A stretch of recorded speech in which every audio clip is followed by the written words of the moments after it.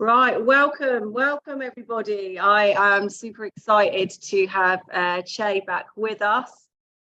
Chay from Crops Not Shops, and he's going to be talking to us today about setting up community, a self-sufficient community, and the process that takes, so that anybody interested in looking at taking this on themselves or getting involved in something similar has an idea of the practicals and the processes as well. So we'll talk a little bit through that, and there'll be a chance to ask any questions at the end. So welcome, Chay. Welcome. Bless you. Thank you, sister. Thanks, everyone. Hello. Nice to be here. I'm actually sitting at the top of the field here to show you a little view where I am.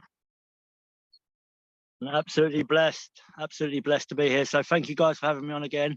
Yeah, man, it's wonderful. Brilliant. Well, I wanted to ask you, actually, I wanted to start by asking you you've got a community there. So let's just start with describing a little bit about what your setup is, what a typical day might look like. Talk to us a little bit about the site so we can get a feel for where you're at now, and then we'll go back and look at how you got there. Great. Oh, yeah. So the site is a 22-acre site just outside of Glastonbury in Ashcott. It's got 7 fields. It's got 3 spring-fed water, water from 3 springs, and we are creating a 5-acre community-supported agricultural project on one of the fields. We're doing a 2.5-acre food forest.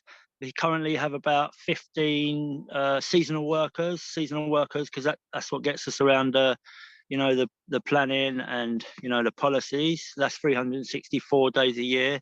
At the moment, the people either stay in like little yurts around bell tents, roundhouse. There's one roundhouse here, mainly vans. We've got one static on site. We're looking to expand that kind of community living. We've actually come up against the council for the first time this week. So yeah, it's a bit of a no, it's fine. It's actually really good because we welcome them on. What the whole project is really about food security, creating a really high output, solid food sovereign, secure food for all the people that need it in the world. We're doing I'm actually going to walk you over there. I'm going to walk you around the site. This is a 5-acre event space, shall we say. We have a camping field over that side. We have 2 camping fields. We have a spring field for retreats, and I'm going to take you down to I'm not going to be afraid of saying, doing it for the people. And we've got, like, to say, 10, 15 people on site. We all work 4 hours a day, so the project demands 4 hours a day. People get fed 2 to 3 meals a day. We've always got a pot of food on the go. People, we all share the cooking responsibilities. We all come together every morning at 9:30 because we're a spiritual movement as well. So we do our meditations, we sing, we dance in the morning, we play music, we have a lesson. Everyone brings their skills. So I host like a meditation every morning. Tom does a PT. We have dance instructors. And I'm just going to show you some of the community now, actually, so you can really get a feel for what it's like. I have to say, I've been there, and it's Tom, so beautiful. Hey guys.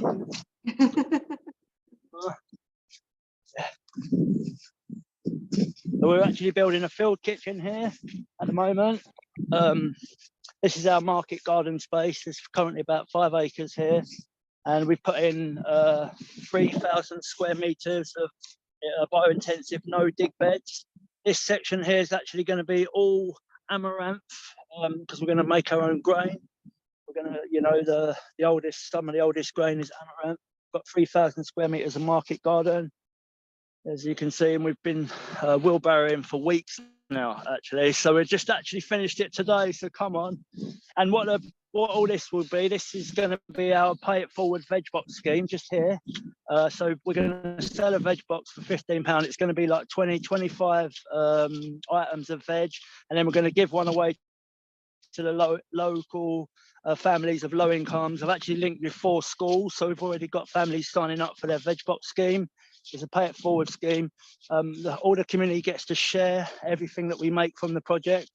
Now, how I come about this was I've linked with lots of land owners over the course of, the COVID, where I started the Crops Not Shops from the gardens, set up a sort of more not living-based communities, but we created veg plots and stuff.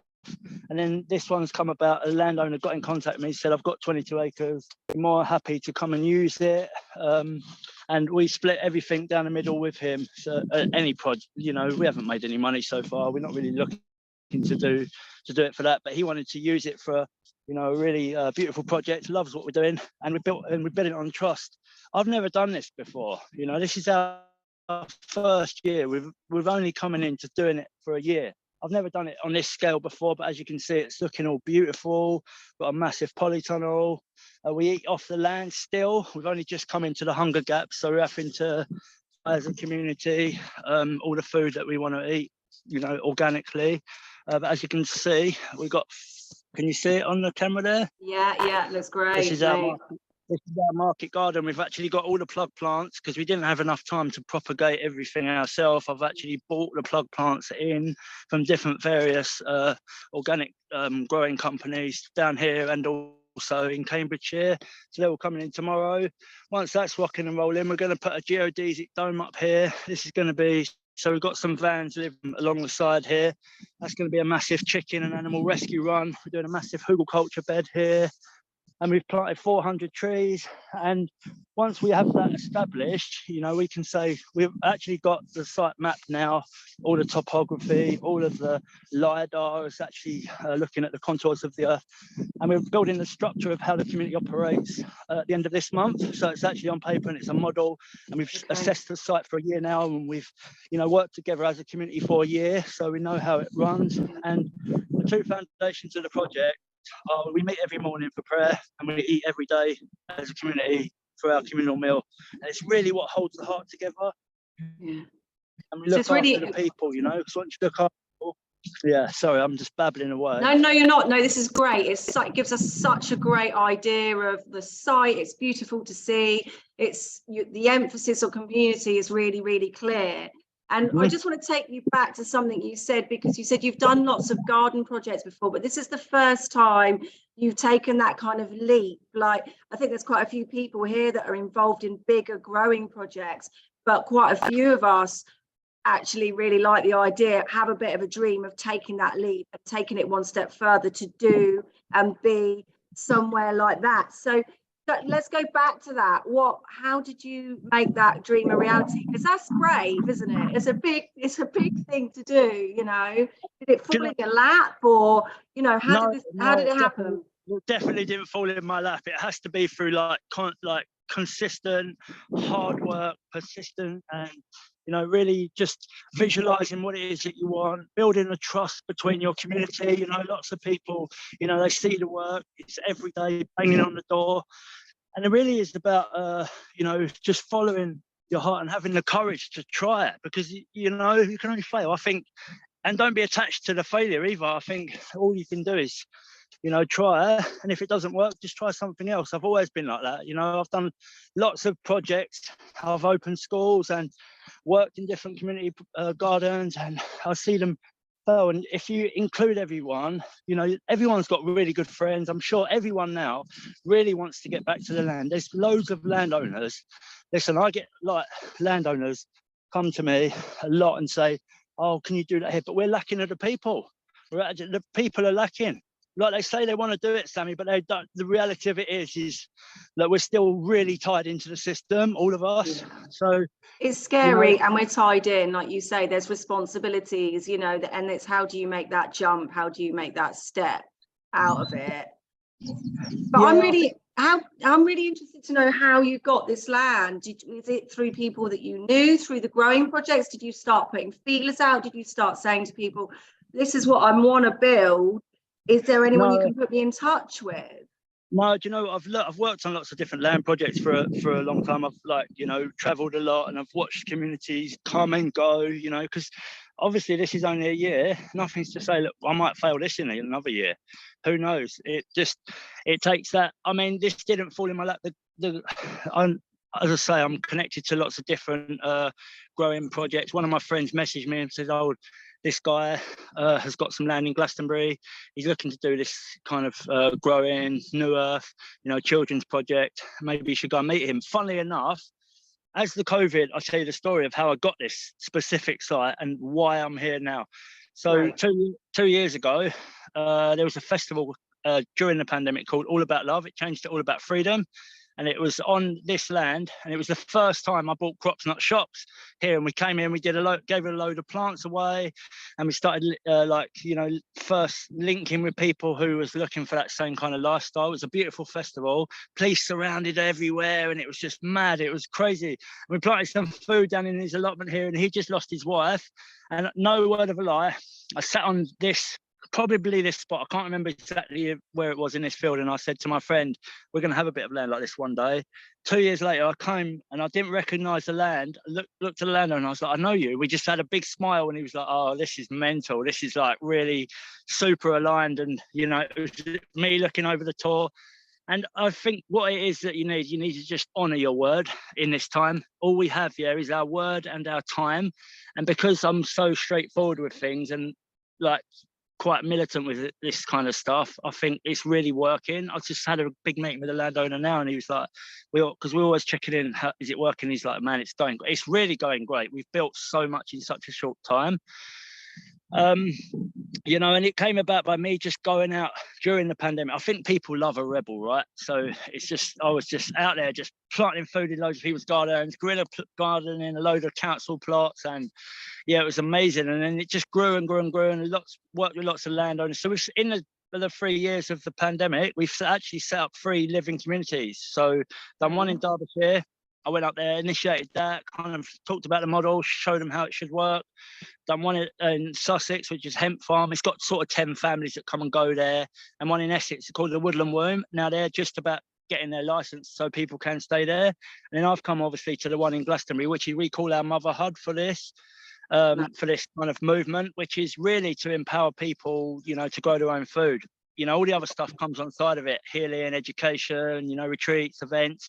But really, we need to be looking at power and food, definitely. So yeah, Okay. I've transformed 7 gardens since I've been in Glastonbury. I'm actually doing another one on Thursday. So what we do here is we grow all the plants for them. We go out to the gardens, we plant 2 or 3 crops in their gardens, and then we initiate their community, like the gardens between themselves. We've got a different WhatsApp group. The gardens between themselves, they liaise, and then they're actually having community meetups. So we're kind of creating lots of these little community hubs within Glastonbury as well. Great. Yeah. Okay.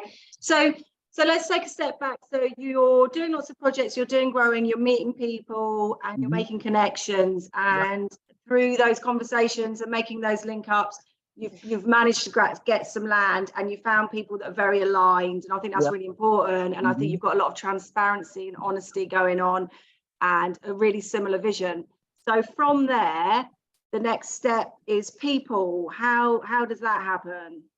So we've got on our website, we've got volunteers. I was doing it through social media, but because it grew so well, we had to get professional. I'm just like on the phone all the time, because I like to have a personal connection with people. Website, and actually you can do like an area locator as well. So on the website, it'll take you to a jot form. You can find the local communities within your area. So we've got Sussex, we've got Essex, we've got London, we've got Derbyshire, we've got Glastonbury.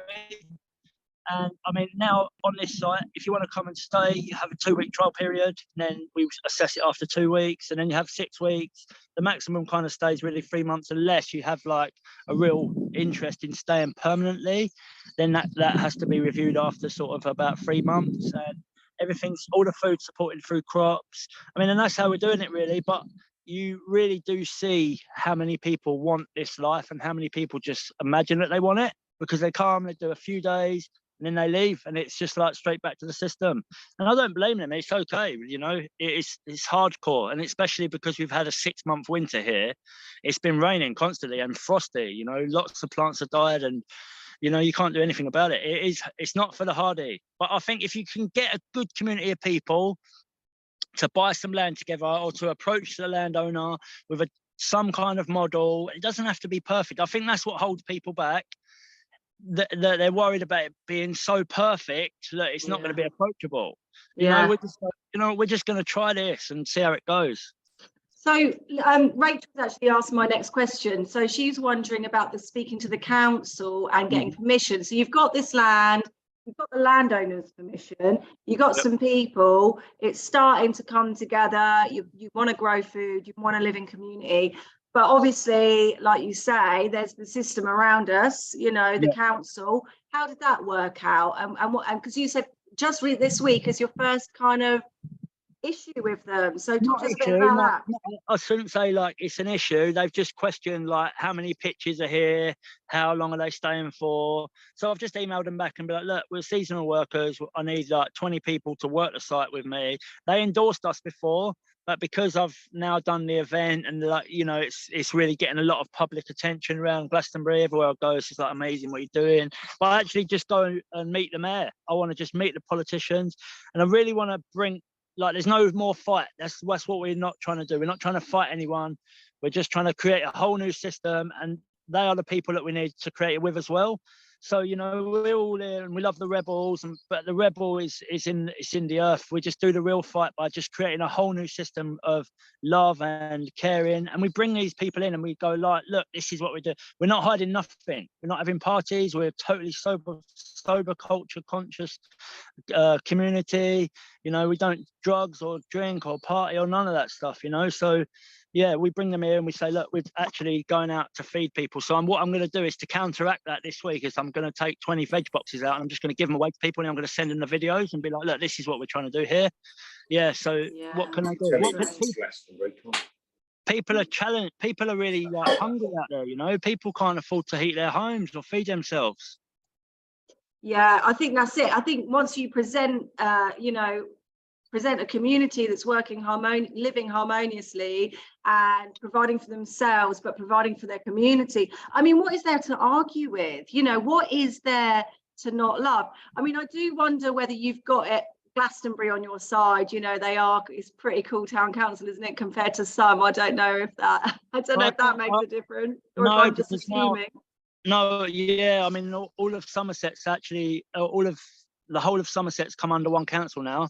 So they've conglomerated the whole lot, so under one council. So it's just like the same old policies. It's not even the people, it's just policy. Yeah. It's just policy, man. And we like, you know, and the thing with it is like, we have to welcome them in. I think we have to just open our hearts and welcome them here, because somewhere in there is like moral standing of humanity within everyone. You know, so it just takes the, you know, to spark something in the people. And now they have actually endorsed us to stay here to work the land.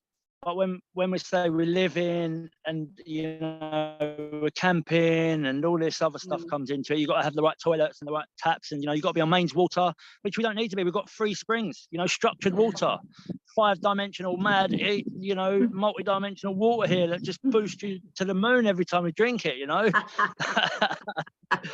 Yeah, it's amazing. I have no fear that it's going to change as well. It's going to change for the better. So we do have Glastonbury on our side, but also we have like good heart, and we have God on our side, man. We have like the Most High protecting everything.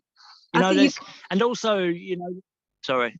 No, it's just me. I just think you've got the right attitude. You're not going in for a fight. And I think if you think, right, we've got to go in and fight this, you're already bringing the wrong energy to it, aren't you? You're going and say, look, be part of this because it's beautiful. And I think already that just going into it with a very different energy is going to hopefully, you know, lead to a much more constructive outcome, really. Rachel's got a question about so if you've got any questions, anybody, please pop them in the chat and I can ask as we go along. Rachel's wondering, are many of the people who work on the land local to the site? Yeah, there's some actually. Some of my people come from all over, but there's about half now that live locally and come to the site. We have sort of about 20 volunteers come most days. 10 of them are on site permanently, and some just come from Glastonbury. But once they come, you know, most of them from locals don't want to leave, they want to live here, but then obviously they're living in Glastonbury anyway, so you know, that's they've just got their houses there. But yeah, it's quite half and half, I'd say, locals, and that's what we're trying to do as well, because obviously I'm from Essex. We don't want to just come on someone else's turf and, you know, start saying, oh yeah, we're going to bring loads of other people in. We're just doing it for the locals. Yeah, what I loved as well is, like, I think I saw, I don't know, I must have seen a 2 or 3 year old there, and then you know, I hope I'm not giving too much away, but I was talking to a couple of ladies who said they were in their 70s, and you had this multi-generational community working and living together. It was really inspirational and beautiful, you know. It really, that was something that really struck me, you know. But let's, like, we've talked a lot. How do you do the day to day then? Living in community isn't always easy. How do you manage conflict or issues as they arise? Say that again. Sorry, someone just tried to call me. Then I'm on my phone. So sorry, That's Sammy. right. I was just saying, you know, we've really focused on the brilliant, you know, lifestyle and how lovely it all is. But how do you deal with conflict and sort of resolving issues as they arise? Conflict resolution. So the whole project is based on sufficiency 3.0. So we bring it to circle. If there's any sort of issues with anyone, then we bring it straight to a circle, all of us, and we speak out in the open. If it can't be dealt with between the two parties that are having conflict with each other, and it's done by a facilitated, you know, person, generally me, will just be like this is the issue, because everyone comes to me, you know, with their stuff. So it's just like, okay, cool, we'll just deal with that, you know, we're going to deal with it in circle. But generally, because we're so open and in truth, there isn't that much conflict. We've had 2 issues on site, and I had to ask them to leave because one of them was taking drugs. So I had to just get them out, basically. I just don't want that kind of energy anymore.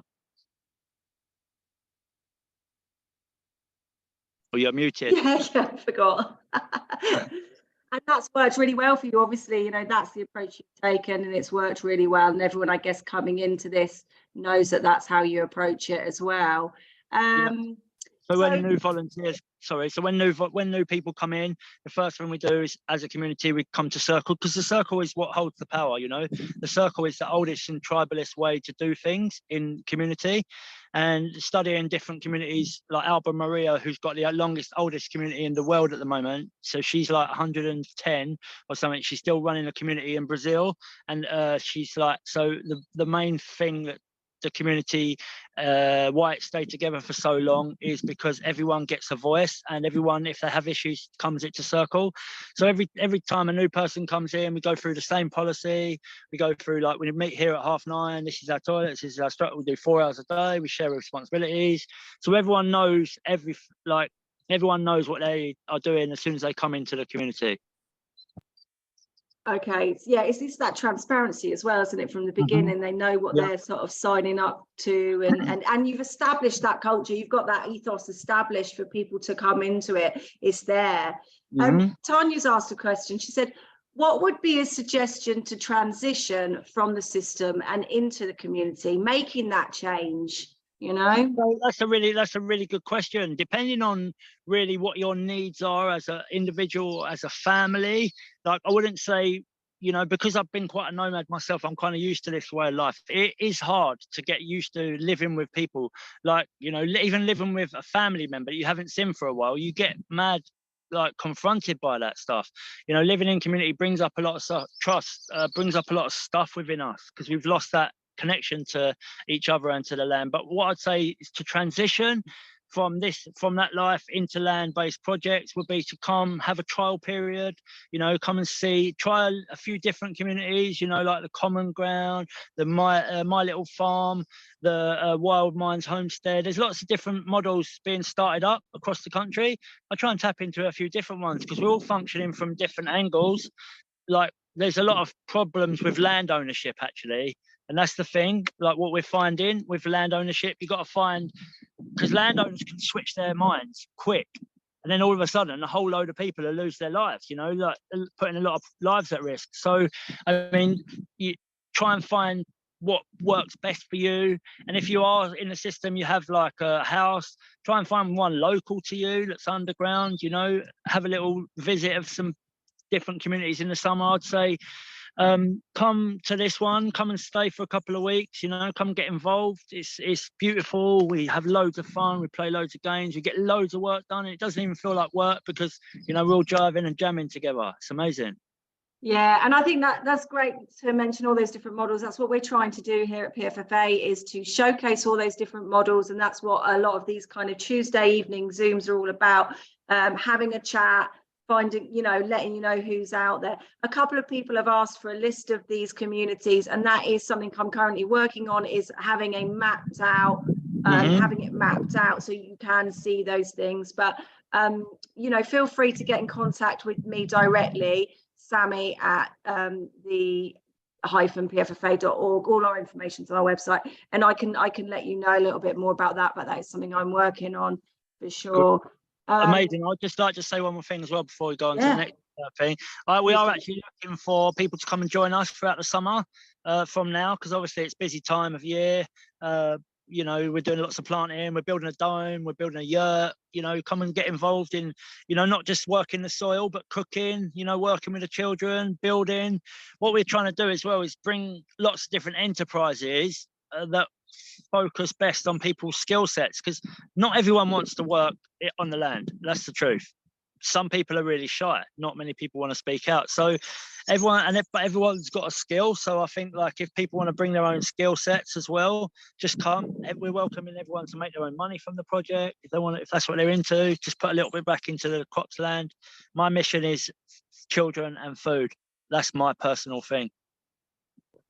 Yeah, and it was so nice to see that you had 2 or 3 children running around. They were working on their own little projects. So obviously home ed is something that's happening there, and you're building a community that welcomes children. You're working with local schools and supporting low-income families with veg boxes and encouraging them to come and visit the site to see how food's grown on a bigger scale. It's really, really great to see.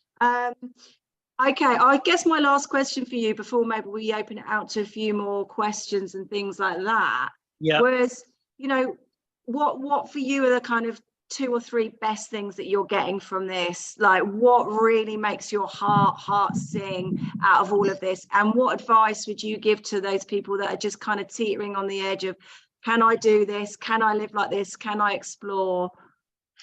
I think the best thing, well, I mean, there's loads of beautiful things, but I say the 3 best things that we're getting out of this is to watch how much growth comes out of people that are working within community, and how much, like, love is shared between, and support and care is shared between the people working for one collective mind, one collective vision. It's beautiful. It's so amazing to see, like, everyone express themselves freely, and, you know, like, take some time out if they want to. That's the first thing. The community cohesion is wonderful here, to live in that full truth of our hearts and be that one organism in nature. We are actually a part of the nature. That's what I feel here. We've lost that. The other thing is obviously going out, taking the food that we've grown here and feeding loads of people for free. That's the major thing as well, you know. And our home ed days are amazing because the adults don't really get a say in what's being taught. It's all child-led.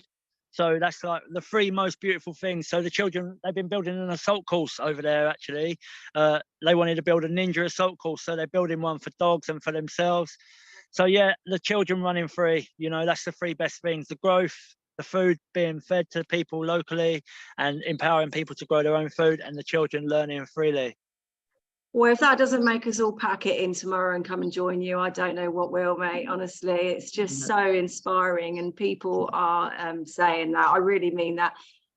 Before we do a Q&A, I just wanted to say we have got a workshop down on the Crops Not Shop site on the 21st of May, and I've got a 4-year-old. 20th, Sam, 20th.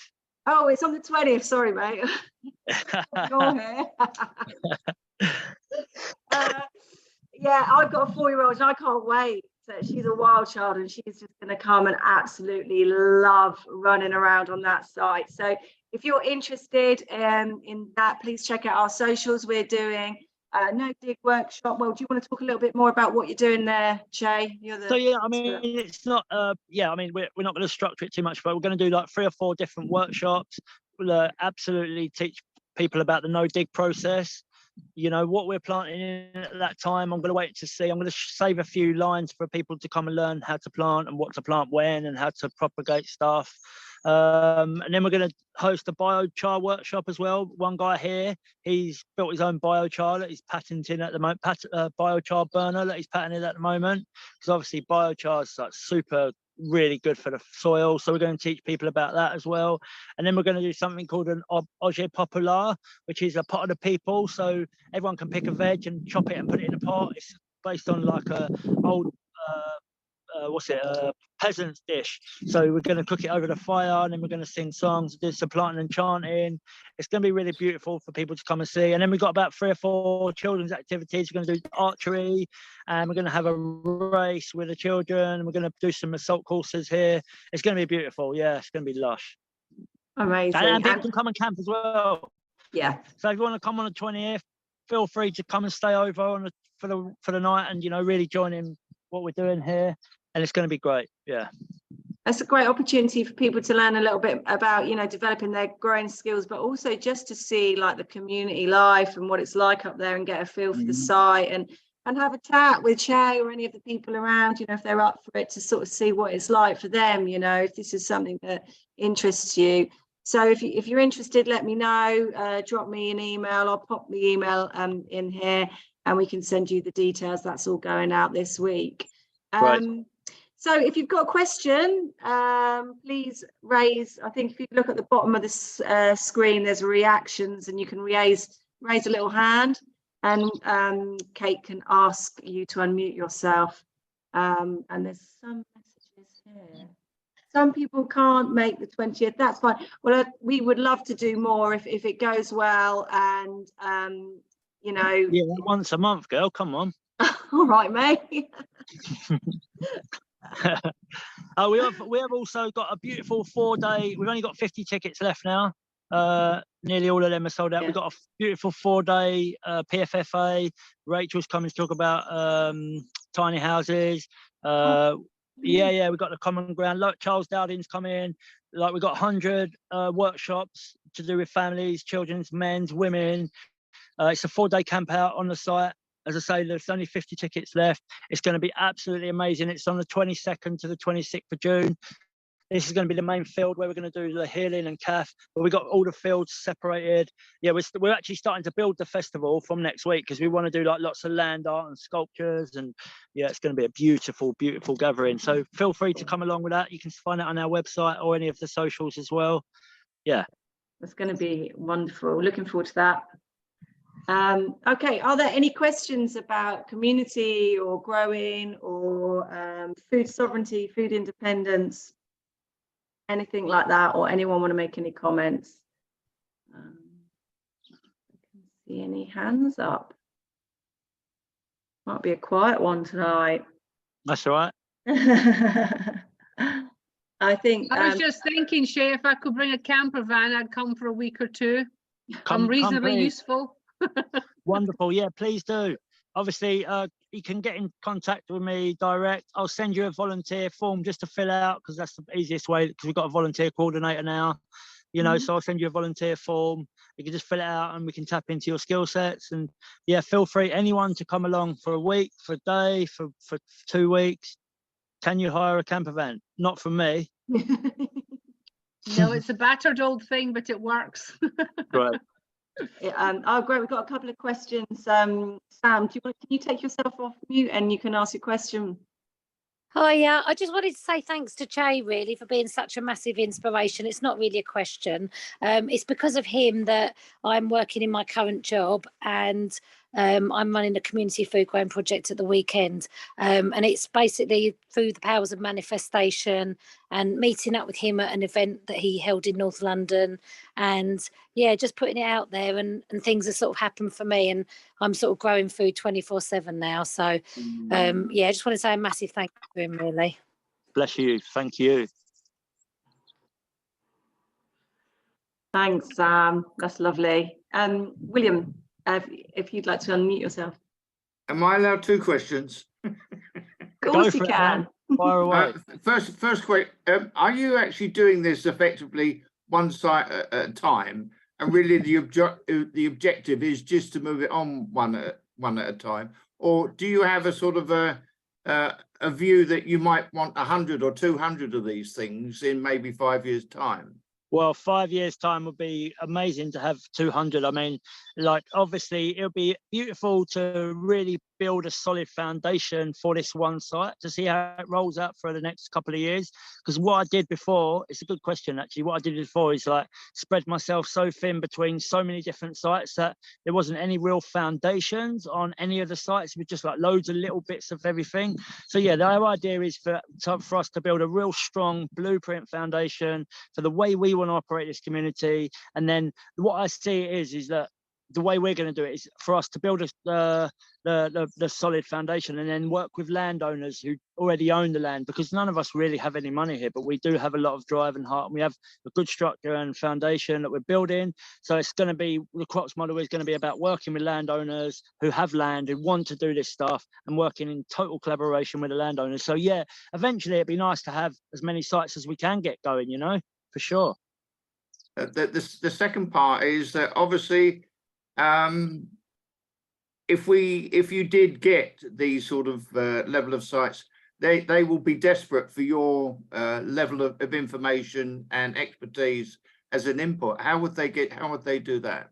As we're building it, like I say before, so now we've been here a year, we've got most of the land assessment and the community operations down on paper. We're building, we're collating that at the end of this month as a full structured, you know, this is how our community works. We've had a tried and tested model, so they could get hold of that information from our website, and we're just going to open source it so everyone can just run away with it and use it for themselves, and, you know, tweak it to the best of their abilities. Because I say, like, it might not work for everyone, you know, not everyone wants to sit in prayer every morning. That's okay, but as long as they come together once a day, I think that's what really builds it. So yeah, I'm going to release it sometime in June, once we've really, because we've got a roots man Rakesh coming here to really, you know, nail down the culture on paper. Like I say, I'm not really an admin kind of guy, so, you know, yeah, I'm a worker, you know. So yeah, after, in the middle of June, people can tap into how our community has operated and what it would look like to build these sites up and down the country. Nice one, thank you. Great. Thank you. And that'll be available on your site, and obviously what we can share that across PFFA, and you'll be sharing that across socials. Obviously that works really well for you. Yeah. Any other questions? The birds are still singing and the rain has stayed off. Come on. So yeah. Well, unless there's anything else you want to say, I think you did. How did you? Oh, Anita, I think, may have a hand up. Is that correct? Yeah, I have a question, because obviously you're growing your own food, so you have the food, I believe. You organize your storage, you know, because you need to store the food for the times when the food is actually not growing, right? Yeah. So how do you organize the storage? And I'm gonna have another question after that. That's okay. So basically we're building a barn at the moment, which has got a, you know, a cold room storage. We've also, what we're doing, I'm getting a refrigerated van. Someone's donated me a refrigerating van that I'm going to keep on site for now for also delivering, and I'll store some stuff. What we're hoping to do though is not store too much here. We want to give as much of it out as we can, you know, just so we can work out exactly what is needed for the community. And we've actually, through our assessment of the last year, worked out exactly what we would need through the hunger gap. But you know what, it's not a site that you want to live in all the winter, all of you. It's really, you know, it's about 6 people in the winter. That's what I'd say would be needed for this site. I plan on traveling around this winter myself and doing some other work on the other sites. But yeah, the storage is a really good question, actually. So we've got actually a straw bale barn with a cold storeroom there and a van. We're pickling and preserving a lot of this stuff this year as well. So that's going to be part of our massive, you know, project for storage. Okay, thank you.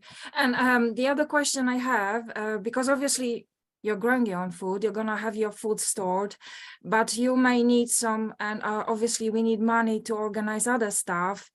And from what you were saying, I can see you organizing events, retreats, workshops. Is how you're getting like extra funds for like whatever you cannot produce on the within your community. Is that correct? Exactly. I mean, that brings in a certain amount of money, you know, not really enough to fund what we did, but I put some money in myself. I had a bit of money before I came here. my partner, then she put some money. The landowner actually put money into it as well. We was a bit under budget, you know, obviously through, you know, coming into this project blind, not knowing what was needed. So we put about 30,000 quid into it so far. That will cover our dome. But I've actually got some different funding streams now that's going to fund the project. We've got the dome funded for us, which is £20,000. The barn, the landowner's doing that. I've got a £5,000 grant recently and another 5,000.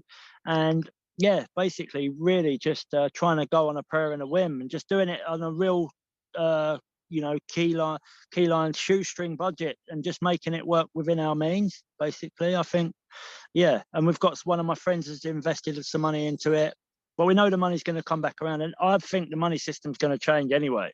I really feel that the money system is going to change over the next couple of years. So my focus and my drive is I've not got any money interest at all. I don't care. Okay, thank you very much. Thank you. Bless you. Thank you, sister.